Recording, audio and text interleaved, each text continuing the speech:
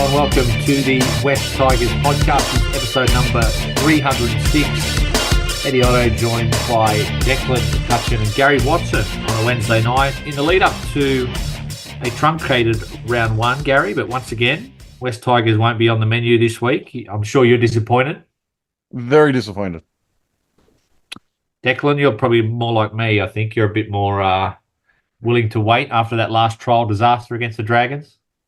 Yeah, I think that unlike Gary, I quite like enjoying my weekends where I don't like to see us get drubbed by 30 points. So I'm more than willing to wait another week for that to happen. But yeah, it's a bit strange, isn't it? All this anticipation for round one, but we are playing for round two. What a pessimist, Declan. A realist. I'm a realist. Realist. It's a young age to be pessimistic, Gary, but I don't blame Declan given he's grown up seeing nothing but failure, I suppose. But anyway, it's the time you've got to be somewhat optimistic before a ball is kicked. So I thought tonight, boys, we'd do our season predictions, given that this time next week we'll be previewing the game against Canberra. So I've got a few categories that the boys are going to dive into. Best back, best forward, player they're most worried about, surprise package, the game they're most looking forward to, as well as the game they're most dreading, their top 8, and then where they think West Tigers will finish in 2024. But before we discuss all that, Declan, the boys, Gary and Steve, did a good job on Sunday night. They named what their sides would be for the Canberra game. Surprisingly, they both had exactly the same 1-17. So we're going to have a crack at it tonight, and Gary can stand on the sidelines and just react to it. Let's start with your back line from 1 to 5. Who did you have? So obviously fullback Dream Buller, no surprises there. Now on the wings, I've got Junior Tupou. Obviously he had a little bit of mixed trial form. Really struggled in game 1.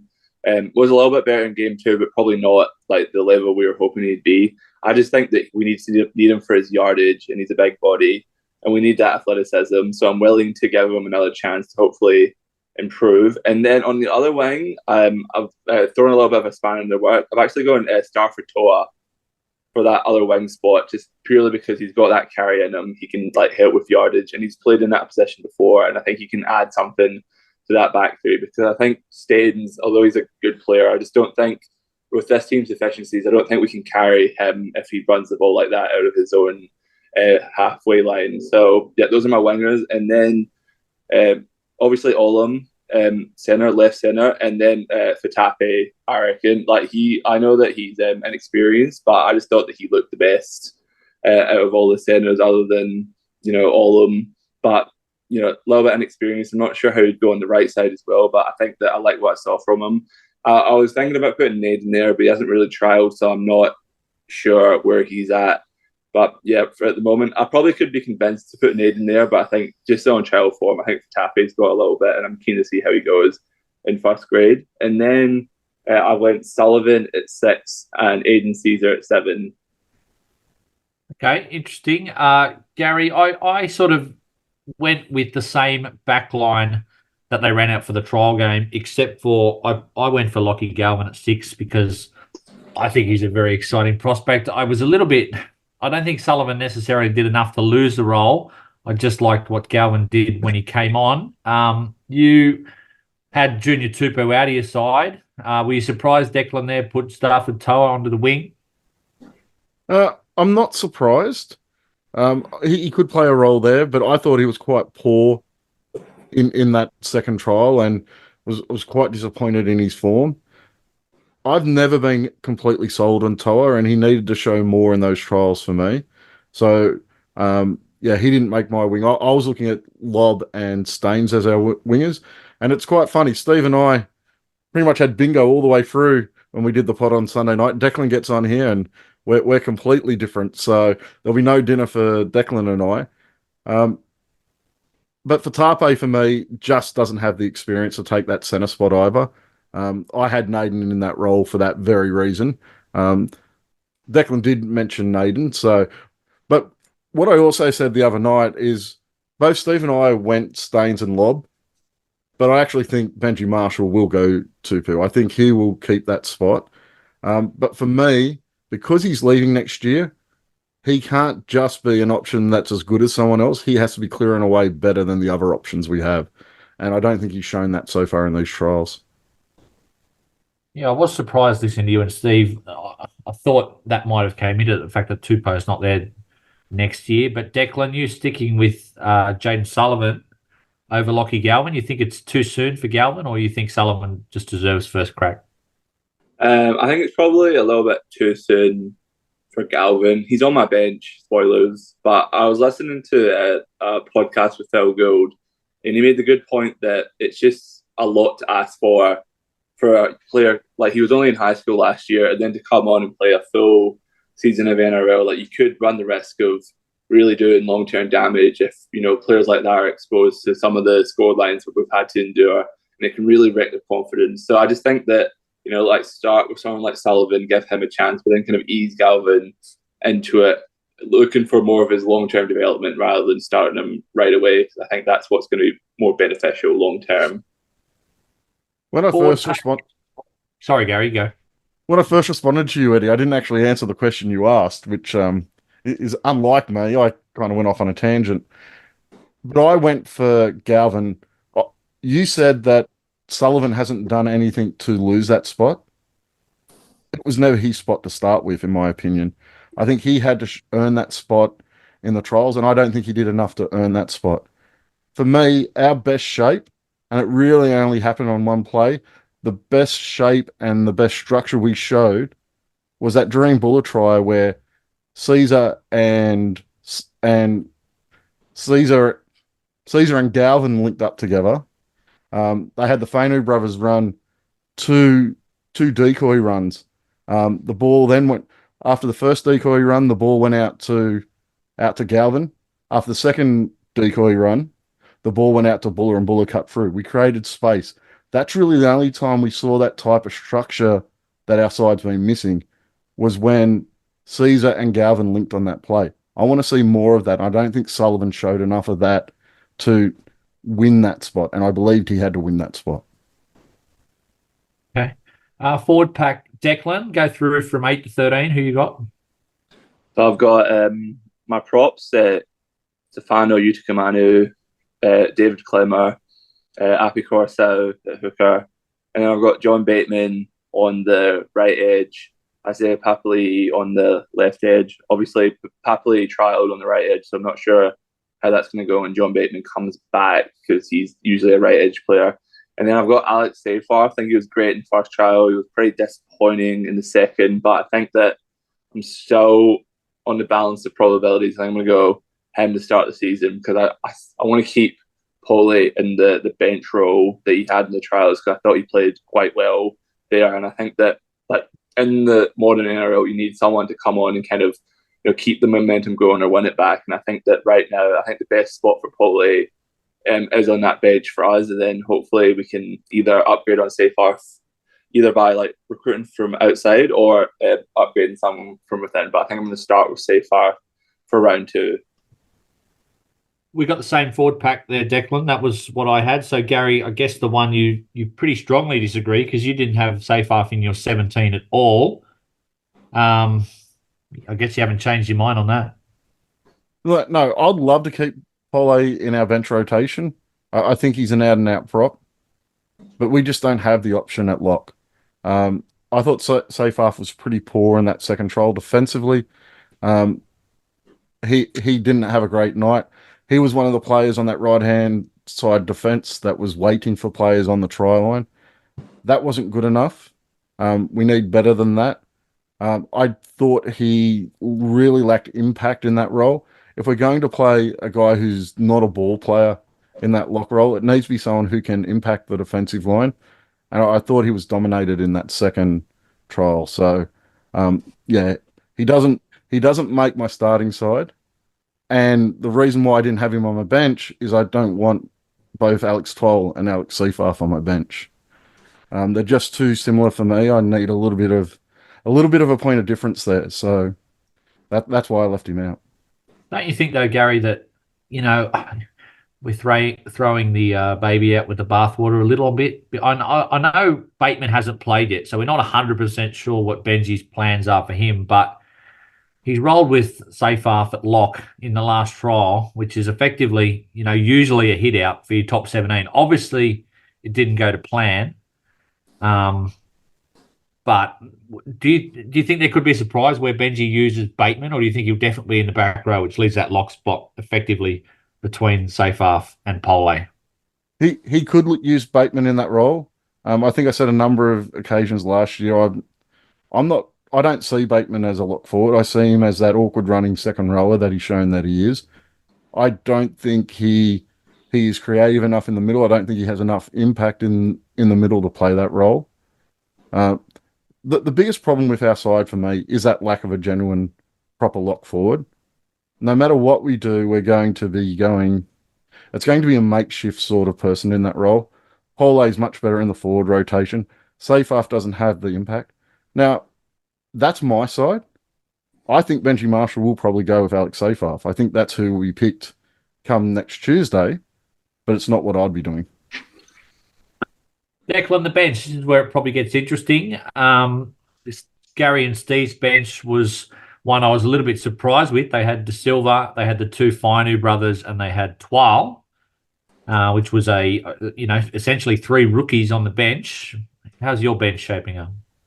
So, 14, I said before that I've got Locke and Galvin. I think that this is kind of the middle ground where we can ease him into first grade. He's shown that he can play a few different positions without and we don't have to start him and throw him to the wolves. So I think that he was actually named at 14 in both trials. So I think that's a pretty clear indication that I think no matter what, I think he's probably going to debut against the Raiders. It's either going to be at 14 or 6. I think he'll probably be at 14. And then just one question, Declan.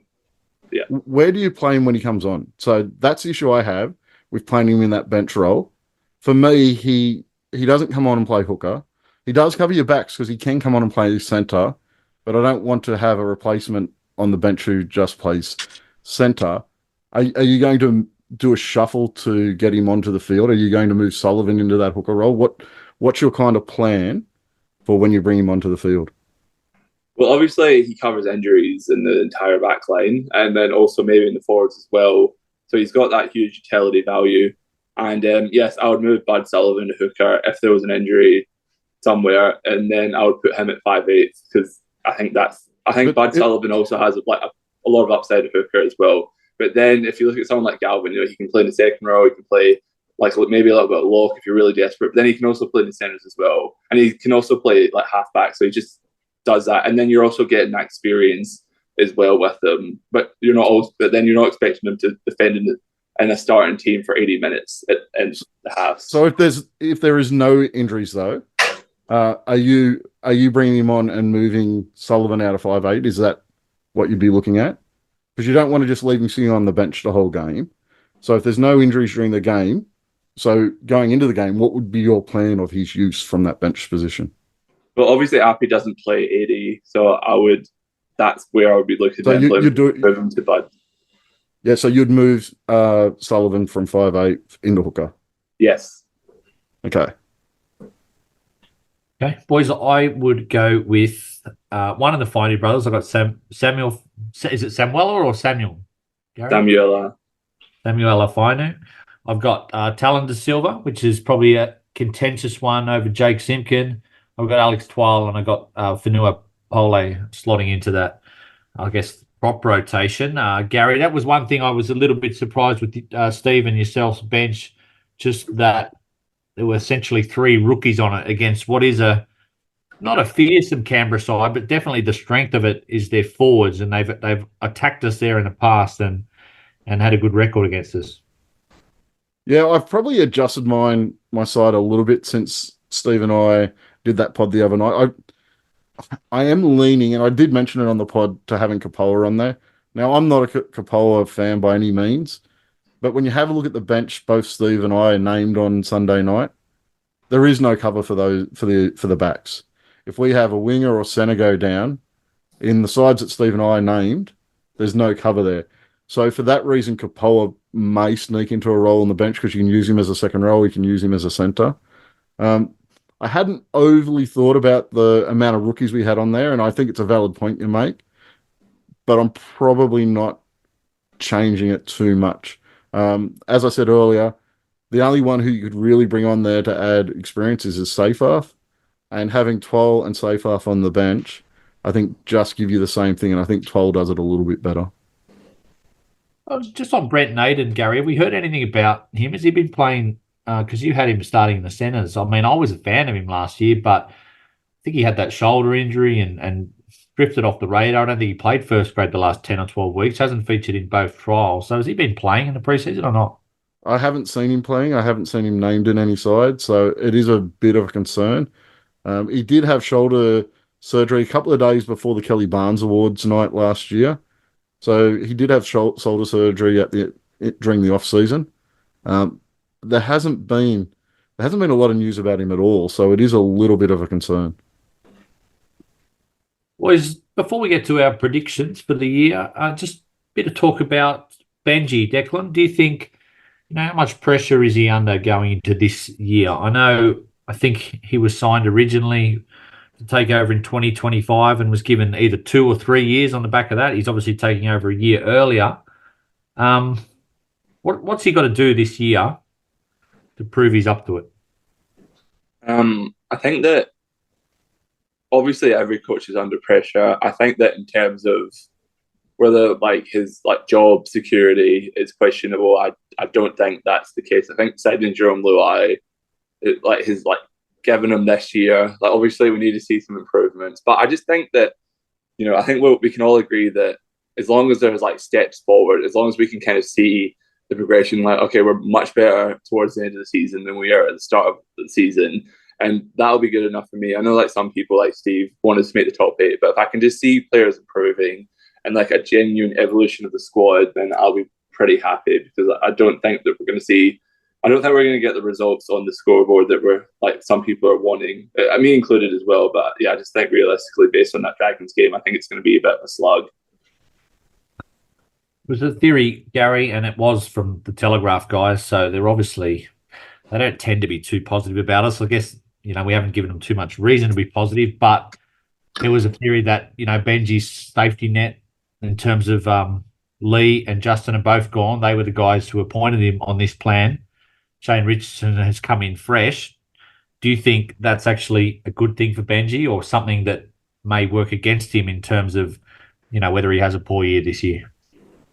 Look, if I'm really honest, I don't think Lee and Justin were much of a safety net. They had no problem changing plans that they'd put in place really quickly and sometimes on a bit of a whim. So I don't think just because they were the guys that appointed him that they wouldn't turn around in 6 months' time and give him the boot. They kind of did that to Tim Sheens. Tim Sheens didn't last 12 months in the role before the same people that appointed him were sacking him. So I don't really see that they're necessarily a great safety net. I think he's much better working with someone like Shane Richardson, from everything you can see, is a very honest and upfront sort of person. So I think if Richo has a problem with Benji, I think Benji's going to know about it before anyone else does. And I don't think that was necessarily the case in the past. So I think he's in a better position now.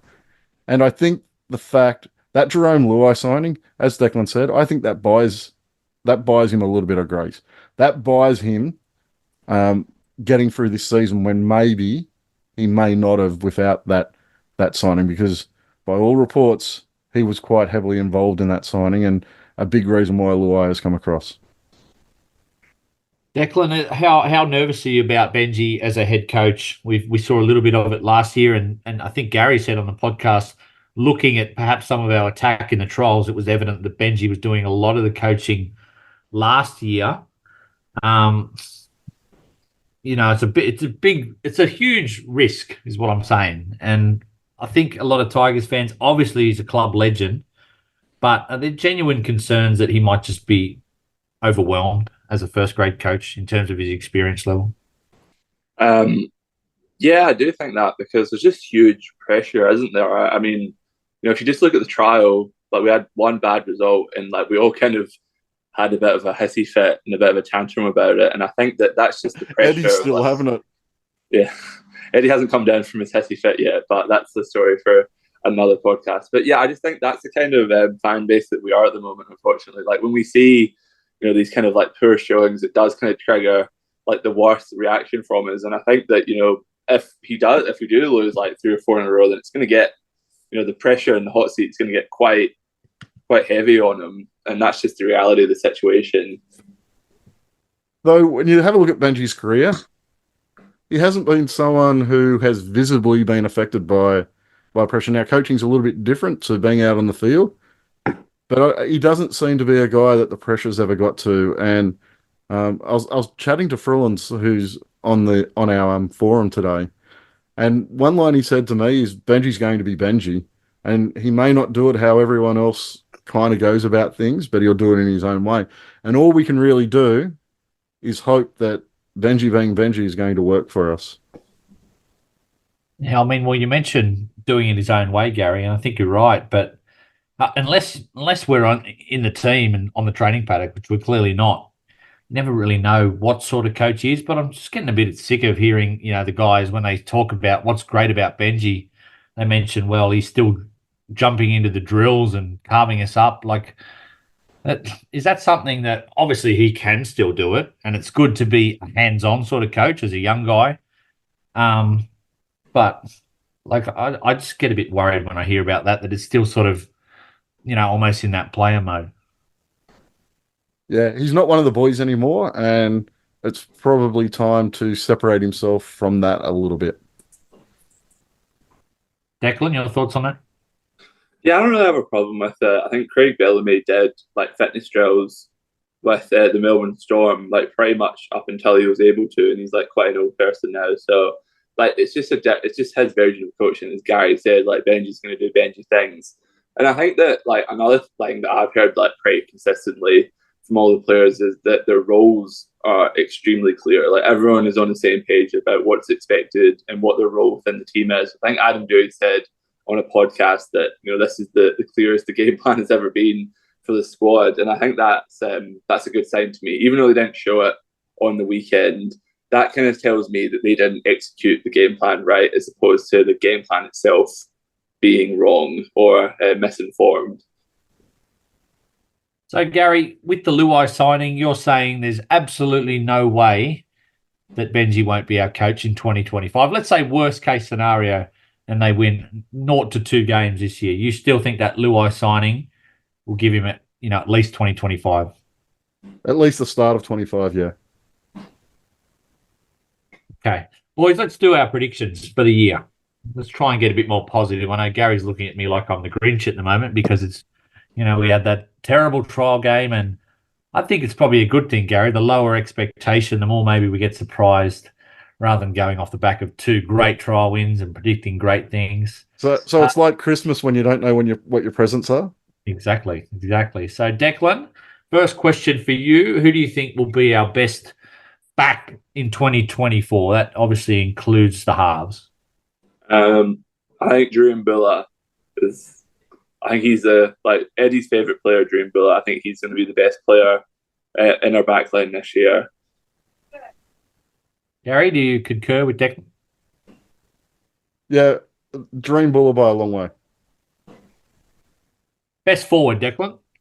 I'm going to go Stefano Udigamanu. I think that he trialled really well in both games. I think he's in for a big year. I agree with you there. I'm going to go Stefano. Gary? Yep, I'm on Steph as well. So, and I believe he needs to take that next step this year. I thought he plateaued a little bit last year, and I think this should be a year where he really takes a step forward. Player you're most worried about in 2024, Declan? I think David Klemmer. I think that although he played pretty well in the first trial, I think the second trial, it showed that the limitations in his game, the fact that he's probably not the kind of player who can dent the line as much anymore, and who's that kind of aggressive prop that we kind of need. And I'm just a little bit worried that he'll regress further, because I remember I think we played South last year and you just got belted numerous times going up against that forward pack, and I think you need aggression from both starting props, and I'm just a little bit worried that that's not going to happen consistently this year for him, because we also heard rumours that the club was shopping him around last season as well towards the end. So yeah, I'm a little bit worried for David Clever's form. Gary, player you're most worried about? Yeah, Papali, his form was up and down last year. I wasn't as critical of him as some people. I thought he had a fair excuse with the halves he had playing inside him. I thought he was really good against the Warriors, but I thought last week was a little bit of a step back, and I thought his defense on that right edge was terrible in that last trial. So I think I'm really concerned. I think this is a key point in his career where he either takes that step forward or he kind of regresses a little bit, and I don't want to see him regress. What about your surprise packet, Declan? My surprise packet, I reckon Latu Finu. I reckon, he seems to have been injured in the preseason, and he didn't have any trials. But and obviously, it's like Galvin's taken him over in the pecking order, but he's a really good player as well. And I think that if he gets an opportunity in first grade, I think he'll do some good things. I also think Samuel Afanu from the trials, even though his stats didn't jump out on paper, I see a lot of good things, and I think he's got a lot of the fundamentals that will make him a good first grade player. So I think I'm going to go with the Fanu brothers. Gary, Yeah. my surprise packet was Alex Seyfarth, so I know you're going to be horrified at that. It's not going to be yours. Who's yours? Well, I think he's been a surprise packet already because I think he's already playing at the peak of his powers. But for me, I think it's one of the Fainu brothers. I agree with Declan. It could be any three of them. I thought Sione actually showed some really good form in the trials. He's already surprised me this year. That first trial, he played above what I expected from him. Sam, most definitely, I think he's going to come through and cement a spot in our first grade side, and hopefully can go that little bit further. And if Latu gets some time, he could be anything. Whether Galvin's got the jump on him now, that's going to be something that's really interesting to see over the course of the season. Declan, game you're most looking forward to this year? Probably round 3 against the Sharks, just purely because it's first home game at Leichhardt, first time to get out to the spiritual home ground of the Tigers, so that should be good. Yeah, I'm 100% with you there, Declan. Always, generally for me, it's the first game at Leichhardt for the year, and given it's a Saturday night against a Sydney rival, it'll be the first game I attend for the year. Gary, what's yours? The first game, so round 2. I just can't wait for the Tigers to play football. I'm really hanging out for it. I'm going to find this weekend very tough because we're not playing and everyone else is. So yeah, for me, at the moment, I'm just looking for that game against Canberra in a week and a half's time. Well, Declan's funny. Gary says that's the game he's most looking forward to. That's the game I'm most dreading because I just think, Declan, if we come out and we lay an egg against Canberra and get worst case scenario, I know a lot of the things I do at the moment is worst case scenario, but if we lose by 30, I don't know What how if we much win by I can 30? do the rest of the season. So I'm dreading that game. What's the game you're dreading? So wait, so are you sticking by that if we lose by 30, our season's over, like you said in the group chat? Yeah, pack up the balls and go home and fold the jumpers up and let's close the clubhouse. We'll leave the hypotheticals for the group chat. We'll deal with that if we do get beat by 30. I'll address it on the podcast. Declan, game you're most dreading? Well, any game where we play the Roosters late in the season, we just always seem to get a cricket score wrapped against us. I believe it's round 17 this season, and I think the game is at Allianz. So yeah, that's the game I'm least looking forward to.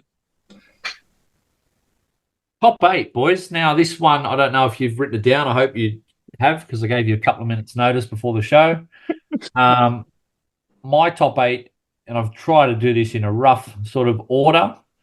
There's obviously not too many surprises. I was surprised at the teams I had to leave out. I think that's the nature of the competition. I think there's about 11 or 12 pretty good sides this year. Are we in that 11 or 12, Eddie? No, we're not close to that, sadly, Gary. But I've got the Roosters, Melbourne, Brisbane, and the Warriors as my top 4. So I guess a surprise, Gary, I've got Penrith missing the top 4 this year. I've got them coming 5th. I've got Parramatta 6th. I've got Manly 7th. And then I have the Sharks 8, just because I read for the third year in a row, Gary, and this is meant to be randomised, this draw. They've got the easiest draw on paper in terms of they play the bottom 4 or 5 the most amount of times for the third year in a row. So well done to that, Cronulla season ticket holder that does the NRL draw. So Any you're looking changes for my to the top eight? yeah. Well, we had so much notice to do this. I am actually doing this off the top of my head. I think Eddie warned us about 5 seconds before we came on air Yep. that this was one of our topics. So I do agree. I think Roosters are going to make a jump up. So I have them in my top 2, but I still think Penrith has shown the last 3 years that they're the team to beat. I know they've lost some players, but you don't win 3 premierships without the ability to Nathan overcome Cleary. hardship. Without Nathan Cleary. But also, they won games without him. They won games without other players. So for me, some other side has to show me that they're not the favourites to win the comp again, because they've won 3 in a row. So for me, I have Penrith. I have the Roosters as well. Souths are going to fall away, but I do have the Warriors up in that top 4, and I probably have Melbourne filling out that top 4. The bottom 4 I'm making up as I go. Probably Parramatta squeezes in there for me. Manly as well. And now I'm really scraping the bottom of the barrel. I think Canberra will actually sneak into the 8 somewhere. No And chance. I do have No, Manly you in said there as well. Canberra. Canberra? Yeah, possibly. I don't know. I'm making it up on the spot, mate. Well, that's the thing. Gary's got 13 teams in his top 8. So I didn't say 13 teams. I Canberra did leave is it. not going to be within a bull's roar of the top Yeah, 8. yeah, I'm ready to tell you that right now. They had, I won't go through their stats from last year, but they was a miracle. They made the 8. Declan, do you want to give us 8 teams or 5 teams or 13 teams for your top 8? What do you want to do? Yeah, I'd like to give 13 teams like Gary, so that when it happens, I've got 13 chances to be right. But Did I give more than 8? You were heading that way because you named Canberra as your 6 or 7. Yeah, I don't. Yeah, I don't know, Eddie. A little bit more warning on a top 8 would be nice. Yeah, like Eddie did give us like 5 seconds before we started, so I, like Gary, like making this up as I go along. But yeah, I'm pretty confident that like in the regular season, I think that Penrith will finish first. I think that like second, it's going to be the Broncos, and then I think that I left out the Broncos. See, that's what happens, Eddie. That's why Canberra got in there. The Broncos are in my top 4. There you go. Okay. And then back to my top 8. So Sorry, Declan. so Penrith, Broncos. I reckon the Knights are going to be in for a great season. Like they really impressed me in trials. So I've got them 3rd. I've got the Warriors 4th. And then I've got the Sydney Roosters 5th. Then I've got the Parramatta Eels 6th. And then now I'm scraping the bottom of the barrel. I think Cronulla, as Eddie said, they've got a really tough draw. And then, I'm really not too sure. Manly do look pretty good. South, I did have them in my top 8 before, but it looks like defensively, since Jordan Morris left, they just don't really, know what they're doing. So that'll be interesting. I'll just go Manly. I think Manly is my 8th team. Okay. Yeah, So I Gary- agree with Declan. Gary's got Canberra in his 8, and Declan's got Newcastle coming 3rd. So if that happens, I'll take a year off the podcast, boys. If Newcastle come 3rd and Canberra make you 8. There you Mate, go. I've said it on the air. I'm buying a Knights membership. I've said it on the air. Well, Oh, Steve perfect. obviously supporting. I think Steve's team, new team. Declan, you have a second team, the Bulldogs, but Steve's new team, Manly. I hate to say it, but what was your emotions watching that game? Probably none, watching Manly play. But were you genuinely happy for Luke Brooks, or you don't really care now he's at Manly? Like me or Gary? No, you do. Okay. Yeah, I don't really care. He played well. Can't deny that. But yeah, he's not a Tigers player anymore. And I don't really care. Steve's just going to be talking about Brooks all year, Gary. It was. Did you hear I had to fade him out at the end of the pod because he wouldn't stop talking about him? I just put the outro music over the top of him because he went on for another 5 minutes about him. Yeah, he loves it. His soapbox. All right, boys, I've thrown in another question without notice, just to keep in with the theme of the show so far. Who, Gary, is going to be our next superstar? Are they on the roster or not? I think it'll be Jerome Luai, mate. Okay. Jerome Luai. Declan, who's going to be our next superstar? Well, unlike Gary, I'm not going to cheat the question because that's the easy way out. But I think it's going to be your. Sorry. Am I wrong, Declan? Though. Yeah, but you know what Eddie wrong. was looking for, that hard hitting analysis of like the next up and coming youngster, not the easy guy who's played Origin and won comps. Come on, Gary. Well, it is a topic Eddie and I have been arguing over, so I know why this random question went in there. Okay, and for everyone at home, Eddie's exact words about Lachlan Galvin were, I knew after 5 minutes that he was going to be a superstar. So yeah, I'm going to have to go with Eddie's pick. I think Lachlan Galvin, he's got the skills, but I think he's got the mindset. Like, he's a really confident young player, and it's really, like, for 18-year-olds, it's not that common. And I remember that he did this Instagram live thing on some West Tigers Instagram page, some fan page. And like, it asked like an Instagram question. It said, "Oh, what's your goal for your career?" And his answer was to be the best player that's ever played the game. So that kind of good answer. I love it. I love it. Yeah. So that kind of shows you his mindset. And Benji obviously loves him, and like, he's clearly highly rated. So I'm going to say Lachlan Galvin. That's the correct answer, Gary. It's Lachlan Galvin. He's going to be our next superstar. You were fuming at me because I had the temerity to say that after 10 minutes of watching him play, I don't watch junior football like Declan. I did watch probably 30 seconds of his YouTube highlights. And I said after 10 minutes, he reminded me of our next Robbie Farah or our next Benji Marshall and our next Tedesco. No pressure, Lockie. Yeah, I was just trying to work out when we had that chat how many of these predictions you get right. I think most people pick Benji Marshall and Robbie Farah, and I wanted to see what your success rate was like and how many you actually missed out on. What was your opinion on Luke Brooks's debut again? The next Andrew Johns. I was honest with that. I said that Luke Brooks' debut, I think most people would have thought he's the next superstar of the game. But I was just more thinking, Phil Gould, Gary, he came out during the week and said Lachlan Galvin is a representative player of the future. And he's obviously seen a little bit of junior football and knows the club sniff around these sort of players. But that's no faint praise there. Yeah, look, I'm not disagreeing that Lockie Galvin's not a potential superstar or a potential rep player. He has played 10 minutes of football. I've picked him in my team. I've picked him in the 6 for the first round. I think he's going to be a great footballer for us, and I hope he becomes that next superstar for us. I was winding you up a little bit, which appears worked quite nicely, considering it made the pod.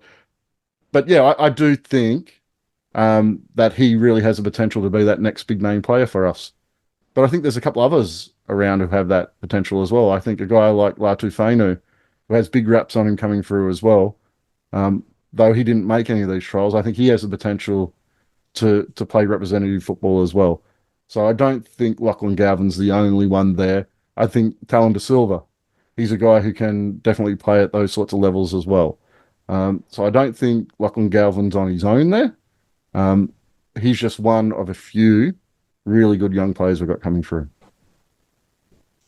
Yeah, I'm also just would like to highlight that I said like 3 weeks before that trial against the Dragons that Lachlan Galvin was a lot like Mitchell Moses, only for Eddie to say on the group chat that, oh geez, like Lachlan Galvin reminds me a lot of Mitchell Moses. So yeah, I would just like to put that out there for the podcast, just everyone to know that I actually said it first. But yeah. Look, and I really want Lachlan Galvin to be that superstar now, because Eddie needs something to cheer him up, and being right for once might help. Which is intangibles, Declan, that excite me. And you mentioned Moses, and it was fair. It's fair comparison because I just like the way I was watching his body language on the field, and he was not like he was his first experience in first grade and he was scared to call for the ball. He was yapping out there, and apparently, I know it's fitness stuff, but Benji reckons he was killing it in the first in every category in the off season. And then you mentioned that stuff that he wants to be the best player in the game. I know that's outrageous stuff to say for an 18-year-old, but Sometimes you got to have a mentality like that. Yeah, definitely. He's got all the attributes. I would say that I think watching him in junior grades, I think coming into first grade, I would like to see if he has that explosive burst of pace that you need to be a really good half. Like not necessarily be like an absolute speedster, but all the good halves have that like great first like 2 or 3 steps where they just bam go through the line. And I'm not sure that he's got that in his game yet. But I agree, he's got everything else. He's a really high IQ player. He passes really well. He's really big and lanky, deceptively strong, so he can run the ball. He's a good kicker. He's obviously a very confident player. So I think he's got all the fundamentals, but I would just love to see him with that like burst of pace. For me, I think the highlight from that first game, and I raised it earlier, was when he actually linked up with Caesar and set that try up for Buller. I think that showed a lot of class. He came from the other side of the field to get in position to do that. That, for me, showed that he knows what it takes to play at this level, despite it being his first time out on an NRL field. Close to the first time, if not the first time, he's actually played against men. I thought it was a really impressive performance. And there was a couple of times where he actually did a couple of hit-ups and he got in there and did his work in defence. He showed that he wasn't afraid to play against the calibre of players and the size of the men he was playing against. And for me, that's what stands him in good stead to actually get started on his career in the next couple of weeks. No mention, Declan, of Dream Buller as our next superstar. I thought that was going to be one of your answers, but it wasn't. He's already a superstar, so Really? Do you think he ever knows seriously? Do you think like I know Gary thinks I hate him. I like Dream Buller, but I just don't know if he's got the pace to be like ever a top 10 player in the NRL. And I hope I'm dead wrong, Gary. I know you always hope that I hope that I think I'm right, but do you really think he can be a superstar in the game, Dream Buller, or he will just be a really good NRL first grader as his ceiling? I think part of it is the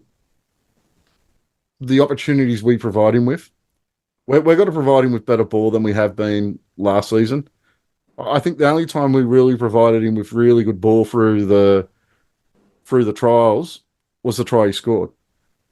If you're giving him ball and he's got 2 or 3 defenders in front of him because you're running him out of space, which we're doing a lot of, we were running towards the corner posts a lot of times with our halves, which just runs your outside men out of space. Then I think he's got the potential to be in the top 2 fullbacks in the game. But we've got to provide him with the opportunity to do that as well. Rugby league isn't a one-person game. You need those players around you to support you, especially in that role, that fullback role. But the potential is there.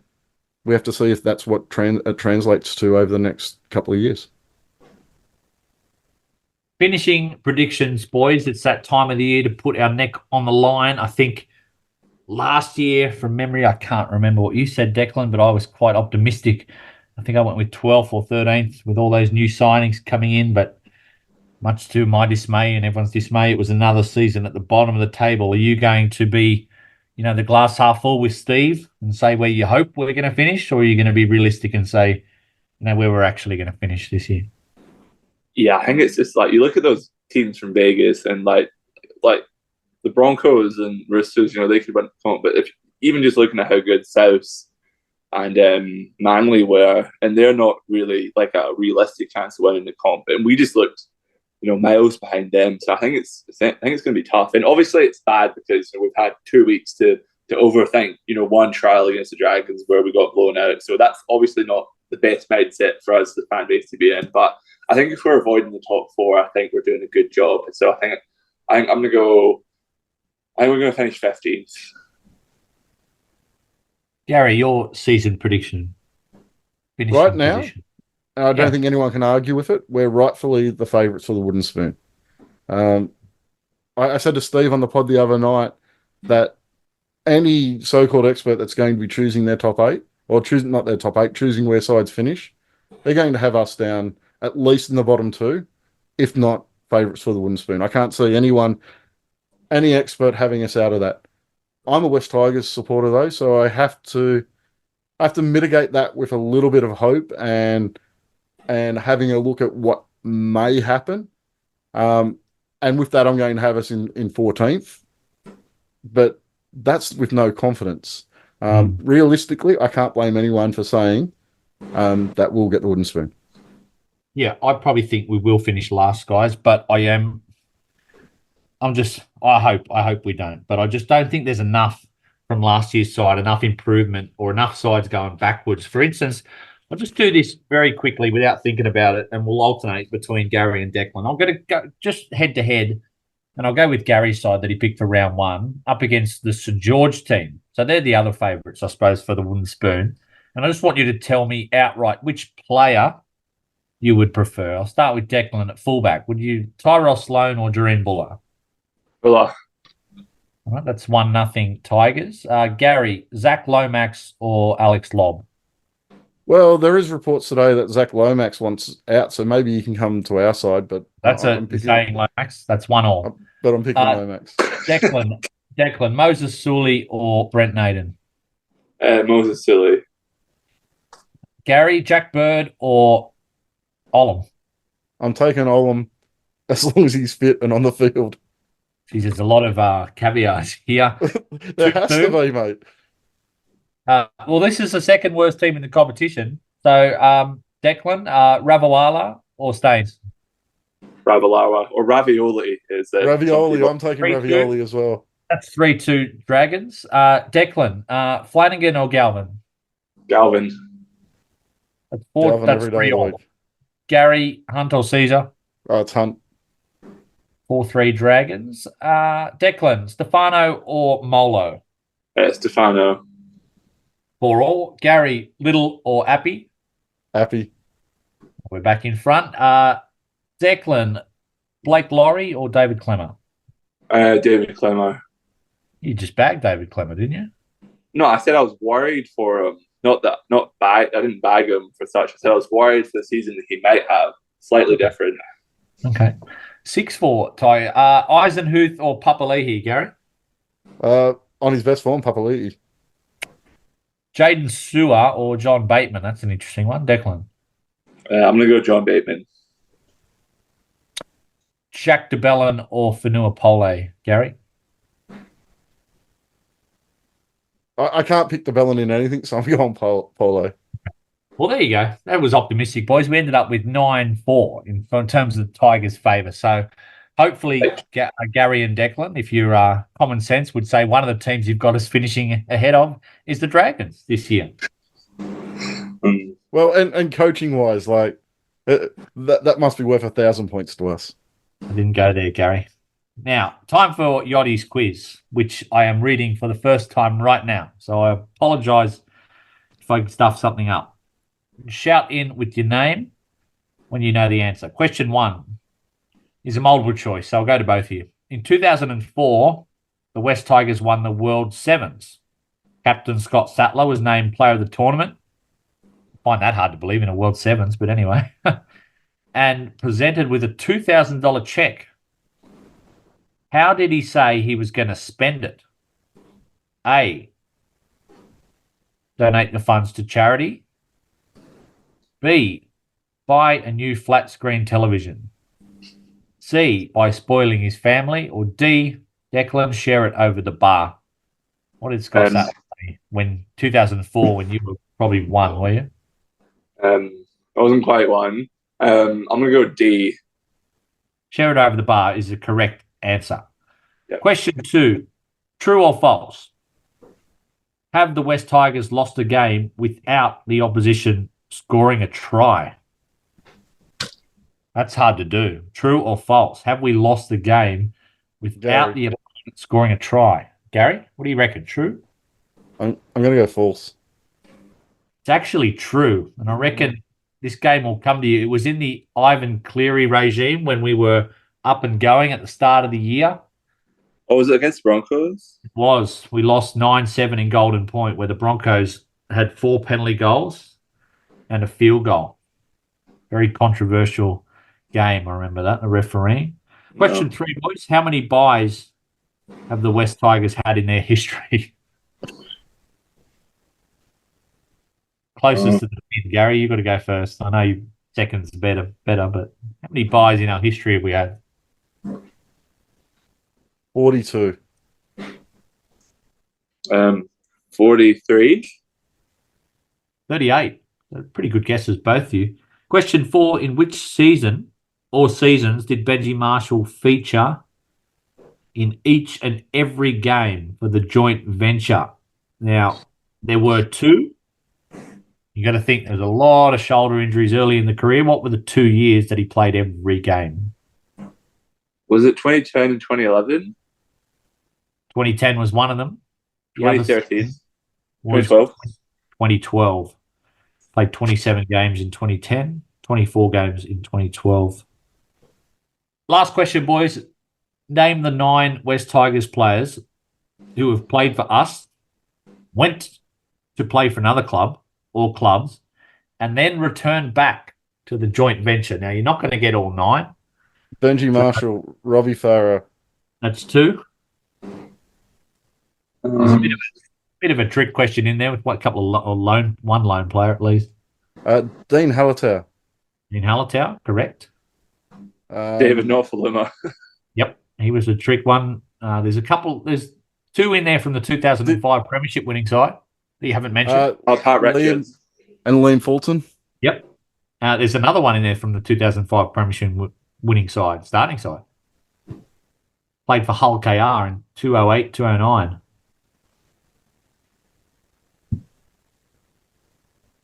The mighty Daniel Fitzhenry. I must have wiped that out, not remembering he came back. Yeah, we wish he didn't come back, but anyway, he did. Then Ray Cashmere and John Scandalis were the other ones. So thank you to Yachty for that quiz again, boys. That's the end of the podcast for tonight. Gary, I believe Joel is still on that cruise ship traveling around the world that he goes on every couple of months. He's in the US this time. It's in the US, is it? Did he go to the football, did he? No, he didn't go to the football, but he's in the US. He was complaining the other day that he couldn't watch the football in the US. They couldn't find it on one of his 6,000 channels over there. Yeah, the basketball ran over time, so it wasn't on Fox Sports 1 when he tried to watch it. It's unfortunate. I noticed, Declan, they didn't. They've been hyping up this Vegas, and I've been hyping it up, to be fair, but they were ecstatic about the Australian TV ratings and the atmosphere over there. I noticed the Telegraph 360 show didn't lead with the fact that the first game got about 60,000 people on the TV screen over in the US, which was very underwhelming.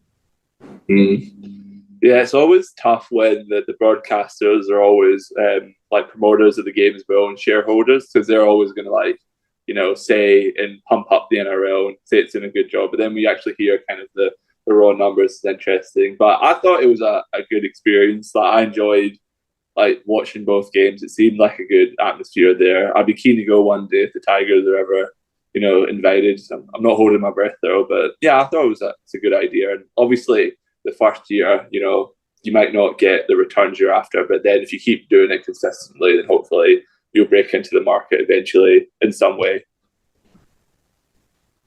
Yeah, boys, any predictions for the weekend? I know we're not playing, but there are 6 NRL games. I don't know if you know the games. I don't know the games off the top of my head, but I know one of them, Gary.